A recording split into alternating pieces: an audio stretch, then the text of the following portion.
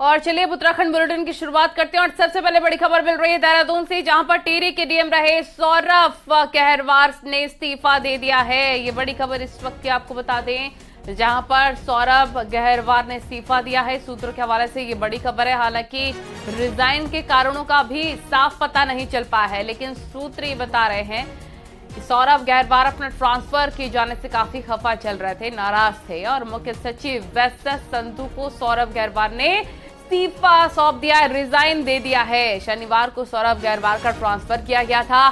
टिहरी से सौरभ गहरवार को रुद्रप्रयाग भेजा गया था और ये सूत्र बता रहे हैं कि रुद्रप्रयाग भेजे जाने से ही सौरभ काफी ज्यादा नाराज चल रहे थे और इसी वजह से उन्होंने रिजाइन दे दिया है। सुनील नवप्रभात हमारे सहयोगी तमाम जानकारी के साथ फोन लाइन पर जुड़ गए हैं। सुनील, क्या जानकारी? देखिए नलिन, 2016 बैच के हैं सौरभ गहरवार और कल उनका ट्रांसफर किया गया था। कल देर रात जो ट्रांसफर ऑर्डर थे उसमें सौरभ गहरवार का भी नाम था, जो टिहरी से और रुद्रप्रयाग उनका ट्रांसफर किया गया था। आज सुबह अचानक जब चर्चाओं का दौर चला कि सौरभ गहरवार ने रिजाइन सौंप दिया है चीफ सेक्रेटरी को, न्यूज 18 की ओर से चीफ सेक्रेटरी और डीएम टिहरी सौरभ गहरवार दोनों को कॉल की गई, लेकिन वहां से फोन पिक नहीं हुआ। न्यूज 18 ने मैसेज भी दोनों अधिकारियों को ड्रॉप किया है, लेकिन मैसेज का भी अभी तक जवाब नहीं आया, यानी कि पुख्ता तौर पर इस बात की पुष्टि नहीं हुई है। लेकिन आज दिन भर चर्चाओं का बाजार गर्म रहा और जो जानकारी हमारे पास है कि गढ़वाल कमिश्नर विनय शंकर पांडे, जिनका साथ साथ उनको भी कल ही गढ़वाल कमिश्नर पद पर नियुक्त किया गया था, वो टिहरी पहुंचे हैं और सौरभ गहरवार को मनाने की कोशिशें की जा रही हैं। लेकिन जो सूत्रों से जो पुख्ता तौर पर जो हमारे पास जानकारी है कि सौरभ गहरवार चीफ सेक्रेटरी को अपना रिजाइन लेटर भेज चुके हैं और इस बात से नाखुश थे कि उनको टिहरी से रुद्रप्रयाग ट्रांसफर किया जा रहा है। जी ठीक है, बहुत शुक्रिया आपका तमाम जानकारी साझा करने के लिए। देहरादून में बन रहे सैन्य धाम में कल अमर जवान ज्योति स्थापित की जाएगी और इसके लिए तैयारियां जोरों पर हैं। शहीदों के आंगन की मिट्टी के बाद अब प्रदेश की पवित्र नदियों का जल भी सैन्य धाम के निर्माण के लिए देहरादून पहुंच गया है।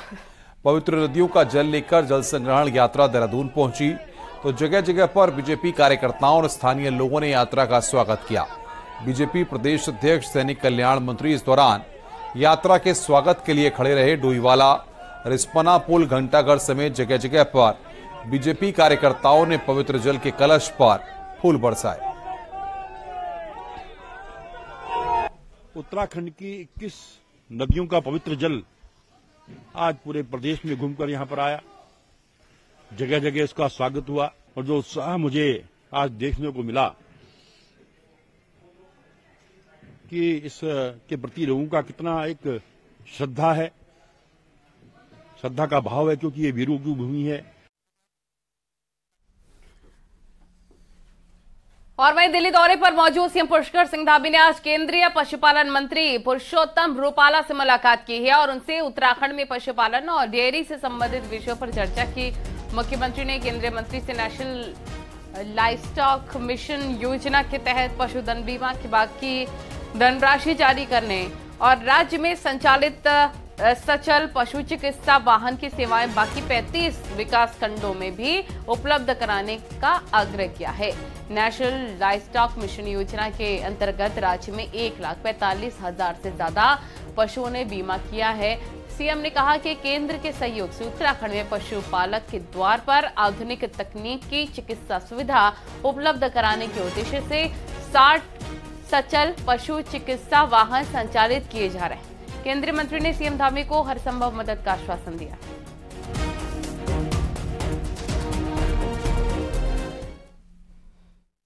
कुछ स्थानों पर जो सैनिक बाहुल्य क्षेत्र होने के कारण से कैंटीन इत्यादि वह भी हमारे यहाँ पर अधिक खोले जाने की मांग लगातार की जाती रही है। रुद्रप्रयाग क्षेत्र में 30,000 से अधिक सैनिकों के बीच में सीएसडी कैंटीन न होने के कारण से उनको दूर दराज के क्षेत्रों में जाना पड़ता है, तो वहाँ पर कैंटीन की सुविधा के लिए वहाँ कैंटीन खोल दी जाए। साथ में ECHS का एक केंद्र वहाँ खोल दिया गया है, उसके लिए मैंने माननीय रक्षा मंत्री जी का धन्यवाद किया है।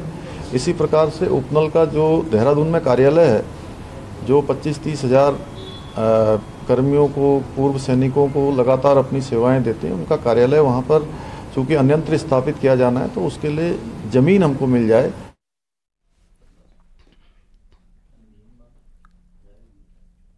उत्तरकाशी के मझगांव में पहाड़ी से भूस्खलन होने से एक मकान और गौशाला पर खतरा मंडरा रहा है। लगातार बारिश के कारण ये हालत बने हुए हैं। बारिश होते ही ग्रामीण दहशत के साए में जीने को मजबूर हैं। ग्रामीणों ने लोक निर्माण विभाग पर आरोप लगाया है कि सड़क कटिंग करने के बाद इस जगह सुरक्षात्मक कार्य नहीं होने से ये हालात बन गए हैं।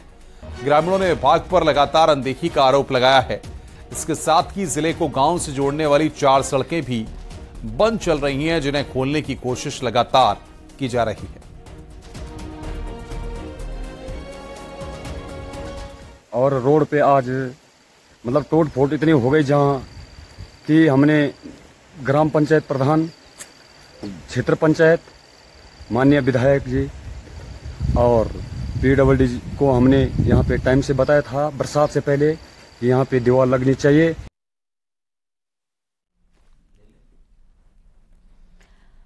और उत्तरकाशी में यमुनोत्री धाम के पैदल मार्ग पर बड़े बड़े बोल्डर आ गए हैं और ये बोल्डर भैरव मंदिर के पास गिरे हैं, जिसमें कि घोड़े खच्चर के लिए मार्ग बंद हो गया था, जिसके बाद बड़े बोल्डरों को हटाया गया और रास्ता साफ हुआ है, जिससे यात्रियों को काफी ज्यादा राहत मिलेगी।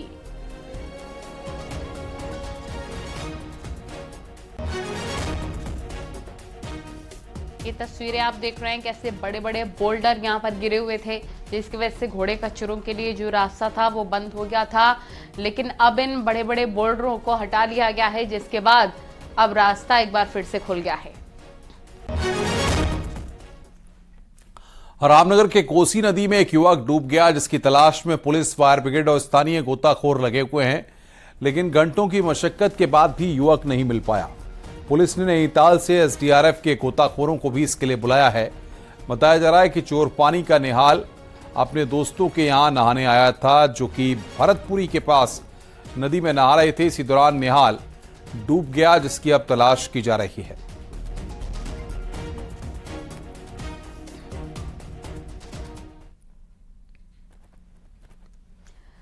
नेशनल हाईवे 309 पर रामनगर के पास 2 बड़े बरसाती नाले हैं, जिसमें कई लोग अपनी जान गंवा चुके हैं। वैसे में इन बरसाती नालों में बन रहे पुल अभी तक नहीं बन सके हैं, जिससे लोगों को फिर से दिक्कतों का सामना करना पड़ रहा है।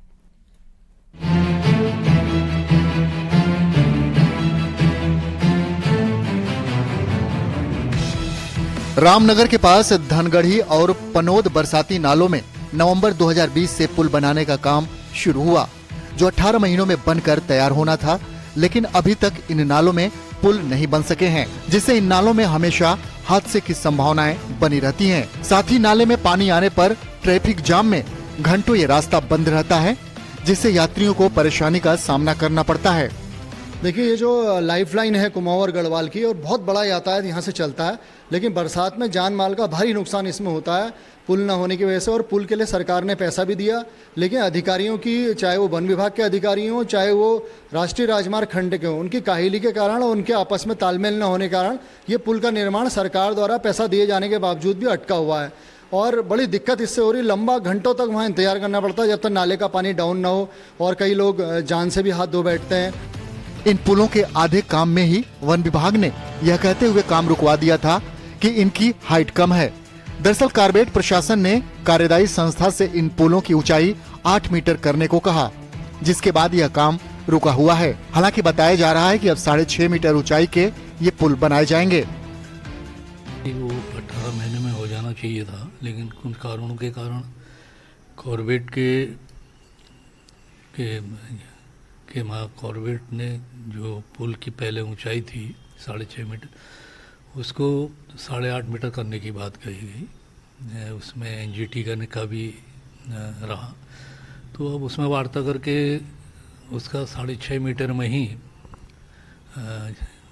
जो 6.5 मीटर अब तय हुआ है। इन पुलों के बनने में अभी और समय लगेगा, क्योंकि NH अथॉरिटी अब नई PDR बना रही है। ऐसे में जनता को कम से कम बरसात तो इन्हीं नालों पर अपनी जान जोखिम में डालकर सफर करना होगा। न्यूज़ 18 के लिए रामनगर से गोविंद पाटनी की रिपोर्ट।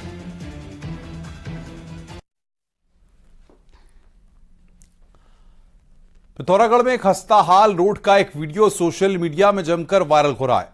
दरअसल में नाचनी बांसपगड़ रोड में जगह जगह बड़े गड्ढे बने हुए हैं, जिस कारण लोगों को खासी दिक्कतें होती हैं और बरसात में इन गड्ढों में पानी जमा हो रहा है। ऐसे में नाराज लोगों ने पानी से भरे गड्ढों में धान के पौधे लगाकर अपने गुस्से का प्रदर्शन किया। लोगों का कहना है कि वे कई बार रोड को सुधारने की मांग कर चुके हैं, लेकिन सुनने वाला कोई नहीं है।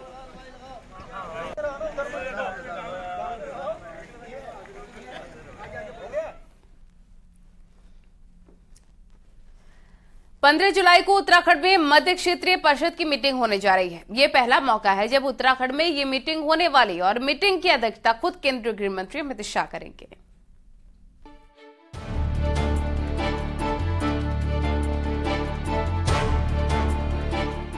उत्तराखंड, यूपी, एमपी और छत्तीसगढ़ की मध्य क्षेत्र की मीटिंग 15 जुलाई को ऋषिकेश के नरेंद्र नगर में होगी।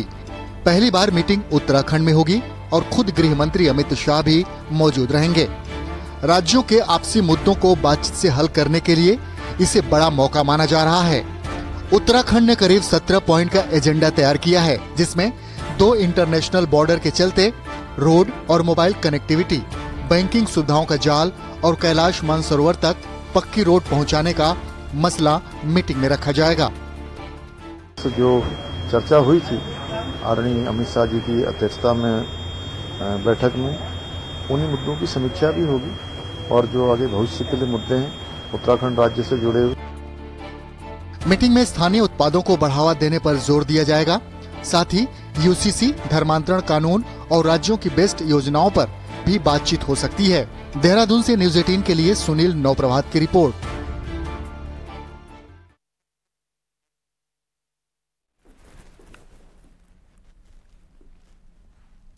देहरादून पुलिस ने एटीएम काटकर लूट की घटना को अंजाम देने वाले अंतर्राज्यीय हामिद गैंग का पर्दाफाश किया है। पुलिस ने 2 आरोपियों को पकड़ा। इनके पास से लूट के 4 लाख रुपए और लूट में इस्तेमाल हथियारों को भी बरामद किया है। देहरादून पुलिस ने हरियाणा के मेवात से हामिद और अनीस नाम के 2 लोग पकड़े गए हैं। मामले में 2 अन्य आरोपी सद्दाम और तस्लीम फरार हैं। देहरादून के डोईवाला में एटीएम काटकर वारदात को अंजाम दिया था, जिसका पुलिस ने अब पर्दाफाश किया है।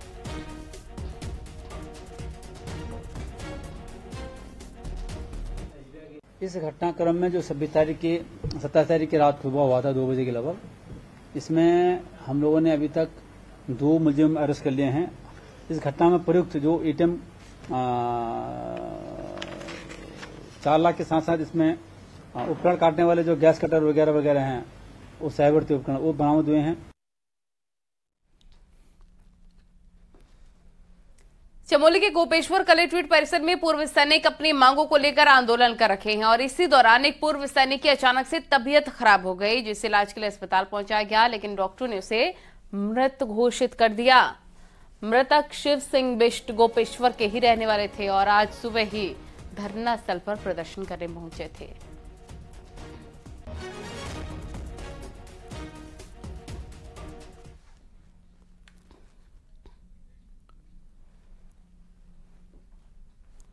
अगर आप नैनीताल के आसपास घूम रहे हैं तो सावधान हो जाइए, क्योंकि नैनीताल में लेपर्ड घूम रहे हैं। नैनीताल के अलूखेत सड़क पर लेपर्ड दिखने से दहशत फैल गई है। बारिश के बीच गुलदार सड़क के पास बैठा दिखा। इसके बाद वो एक हिरन का शिकार करने के लिए उसके पीछे दौड़ा। हालांकि उस समय हिरन किसी तरह खुद को बचाने में कामयाब हो गया।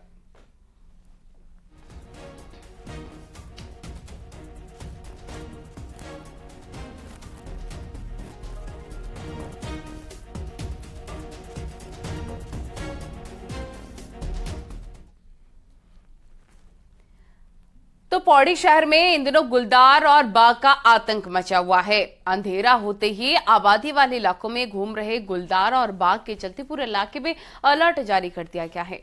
लोगों को अंधेरे में इन इलाकों में न जाने की हिदायत दी जा रही है, जहां पर बाघ की सक्रियता है।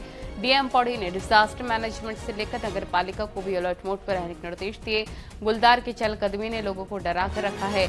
ऐसे में नगर के तमाम इलाकों में घूम रहे गुलदार किसी पर हमला न कर दें। इसके लिए इलाके में शाम के वक्त गश्त के लिए अतिरिक्त टास्क की और स्टाफ की भी तैनाती की गई है। गुलदारों और बाघ के बढ़ते खौफ को देखते हुए प्रशासन ने उन इलाकों को भी निरीक्षित किया है जहां पर गुलदार ज्यादा देखे जा रहे हैं। 2 दिनों में पौड़ी में लेपर्ड की साइटिंग काफ़ी बढ़ी है और इस कारण से मल्टीपल वीडियोस जो हमारे सामने आए, उसके बाद में एक इमरजेंसी मीटिंग की गई थी जिसमें एसडीएम, फॉरेस्ट डिपार्टमेंट, नगर पालिका परिषद, साथ ही डिजास्टर मैनेजमेंट के ऑफिसर, डीओपीआरडी, इन सभी लोगों को नेसेसरी इंस्ट्रक्शंस दिए गए हैं। और साथ ही जो वल्नरेबल पॉकेट्स हैं उनमें हमें जो पैम्फलेट्स लगाने हैं या चेतावनी जारी करनी है, अनाउंसमेंट करते हुए जो व्हीकल्स मूव करेंगे, उन सारी चीज़ों के लिए, एडिशनल गश्त के लिए जो लोगों को लगाना है, उन सभी पे हम मेरी तरफ से इंस्ट्रक्शंस के साथ ही एक साइट इंस्पेक्शन भी किया गया और उन लोगों को सेंसिटाइज भी किया गया। पिथौरागढ़ देहरादून के बीच हवाई सेवा शुरू करने की कवायद फिर तेज हो रही है, लेकिन पिथौरागढ़ से दिल्ली आने की हिंडन एयरपोर्ट की उड़ान पर अब भी ग्रहण लगा हुआ है। फ्लाई बिग एयरलाइंस को देहरादून रूट पर हवाई सेवा शुरू करने का जिम्मा सौंपा गया है और अब फ्लाई बिग एयरलाइंस का 19 seater plane Jolly Grant airport पहुंच गया है, लेकिन अभी भी हवाई सेवा शुरू करने से पहले कुछ औपचारिकताओं को पूरा किया जाना है, जिसके बाद पिथौरागढ़ और देहरादून के बीच हवाई सेवा शुरू होने की उम्मीद है। लेकिन पिथौरागढ़ के लोगों की ज्यादा बड़ी मांग दिल्ली के लिए एयर कनेक्टिविटी की है। इसके लिए गाजियाबाद के हिंडन एयरपोर्ट के लिए हवाई सेवा शुरू होनी थी, मगर पिथौरागढ़ और हिंडन के बीच हवाई सेवा शुरू नहीं होने से लोग खासे नाराज हैं।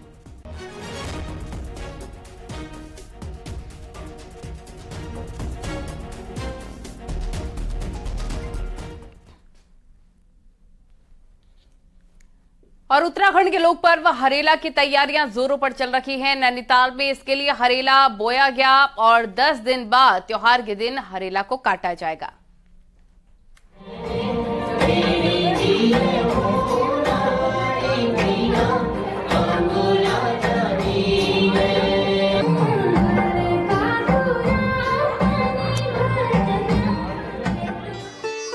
पहाड़ की आस्था के प्रतीक हरेला पर्व का आगाज हो गया है। नैनीताल में लेक सिटी क्लब ने विधि विधान से हरेला बोया और पारंपरिक वेशभूषा में महिलाओं ने 7 अनाजों को पहले मिलाया, जिसके बाद इनके टोकरों में भरकर जल चढ़ाया गया।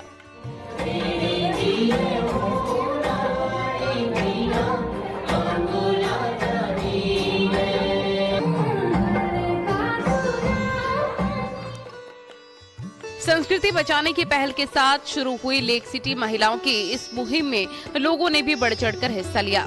इस दौरान छोड़ा गाकर पहाड़ की संस्कृति को बचाने की अपील की गई। अब 10 दिनों तक इस हरेला को जल चढ़ाकर निराई गुड़ाई होगा, जिसके बाद इसको काटा जाएगा। होती है जिनकी शादी हो जाती है, वो सब सेलिब्रिटी अपन मैं तूनी और उदिन उनको बहुत आशीर्वाद दी जा। और हमारे जो ठुल बुजुर्ग लोग छन उन्हों द्वारा रत्ती बयान पूरी और बड़ बकबेर हरियाव काटी जा, खीर बढ़ाई जाए, तो सब के हरियाव पूजी जा, देवताओं को पूजी जा। कल हमारी सासू माँ ने इसको मनाया, आज हम मना रहे, कल हमारी बहुएं मनाएगी। तो ये हमारी एक परंपरा है, पीढ़ी दर पीढ़ी आगे हस्तांतरित इसी तरह से होती है। जब हम समाज में इसको करेंगे, जब हम इस तरह से आयोजन जब होता है, तो जब हम बच्चों को समाज में इस तरह से करेंगे तो अवश्य ही ये आगे बढ़ेगा। हमारी आने वाली पीढ़ी इससे हमसे सीख लेगी। प्रकृति और पर्यावरण से जुड़े इस पर्व का महत्व किसानों से भी है, जिसमें किसान अपनी फसल की पैदावार का अनुमान घर में ही लगा लेते हैं। इतना ही नहीं, बल्कि ये त्योहार ऋतु परिवर्तन के साथ शिव पार्वती विवाह के तौर पर भी मनाया जाता है। ये पर्व हरेला पर्व जो है ये हमारे कृषि से तो जुड़ा ही है और धार्मिक आस्था भी इसमें जुड़ी हुई है और सर्वप्रथम ये पर्यावरण से ज्यादा जुड़ा हुआ है। उत्तराखंड में सांस्कृतिक मेले और उत्सव यहाँ की जान है और हरेला से ही कई त्योहारों का आगाज पहाड़ में हो जाता है। हालांकि लोग अपने पर्वों को भूल रहे हैं, लेकिन ऐसे आयोजनों से पहाड़ को बचाने की कवायद हो तो ये परंपरा अगली पीढ़ी तक जरूर पहुँचेगी। नैनीताल से न्यूज़ 18 के लिए वीरेंद्र बिश्ट की रिपोर्ट।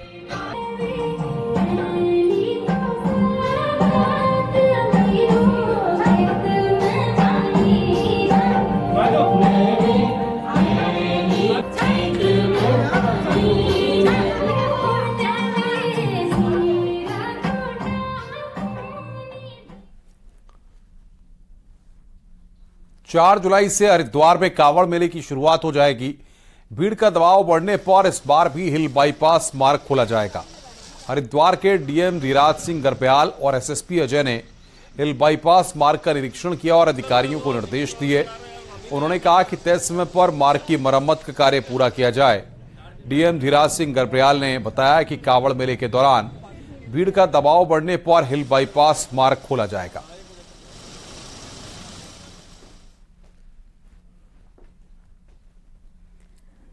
यूएनडीपी की मदद से पिथौरागढ़ के ऊंचे इलाकों में सिक्योर हिमालय प्रोजेक्ट शुरू होने जा रहा है और इस प्रोजेक्ट के तहत जहां ऊंचे इलाकों में जैव विविधता को बचाए जाने का टारगेट लिया गया है, वहीं पर इन इलाकों में रहने वालों की आजीविका के नए साधन भी इसके तहत तलाशे जाएंगे।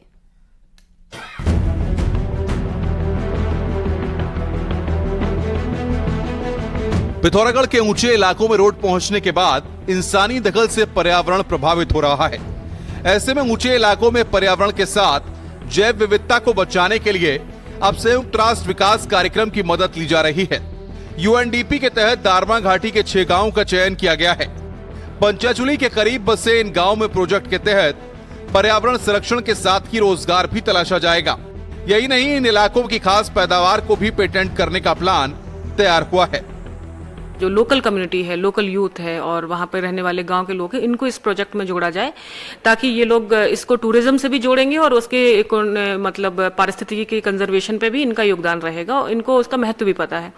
तो हम लोग इसके अंतर्गत उन लोगों के ट्रेनिंग का भी प्रोग्राम रख रहे हैं। साथ ही साथ जो स्नो लेपर्ड की भी साइटिंग यहाँ पर हुई है। हिमालय में बेशकीमती जड़ी बूटियों का खजाना है। ऐसे में भले ही बिना पेटेंट के इन जड़ी बूटियों का उपयोग स्थानीय लोग करते हों, लेकिन इनका पेटेंट नहीं होने से खतरा हमेशा बना रहता है। ऐसी बेशकीमती पैदावार का पेटेंट होने से स्थानीय हितों का बचाव होगा, वहीं रोजगार के नए दरवाजे भी खुलेंगे। यही नहीं, इस प्रोजेक्ट के तहत उन खास चीजों और पकवानों का भी पेटेंट होगा जो सिर्फ यहीं मौजूद हैं। फिलहाल सिक्योर हिमालय में दारमा की सीपू, मारछा, तिदांग, दातू, दुख्तू और बौन गांव को शामिल किया गया है। सिक्योर हिमालय के तहत इको टूरिज्म पर भी फोकस किया जाना है। दारमा ब्यास वैली के 6 गांव हैं जो कि हम लोगों ने सिक्योर हिमालय प्रोजेक्ट के अंतर्गत लिए हैं। अब वहाँ पर जो हमारा पंचाचूली बेस है उसको हाई कंजर्वेशन वैल्यू का जो एरिया है उसको आइडेंटिफाई किया गया है और as a biodiversity heritage site के रूप में उसको आइडेंटिफाई कर रहे हैं। इस प्रोजेक्ट का खास मकसद स्नो लेपर्ड को बचाना भी है। स्नो लेपर्ड की मौजूदगी इस बात का सबूत है कि इकोसिस्टम पूरी तरह पटरी पर है। यूएनडीपी का यह प्रोजेक्ट पिथौरागढ़ के साथ सिर्फ उत्तरकाशी में संचालित हो रहा है। बात अगर देश की करें तो सिर्फ 4 हिमालयी राज्यों में ही ये चल रहा है। न्यूज़ 18 के लिए पिथौरागढ़ से विजय वर्धन उप्रेती की रिपोर्ट।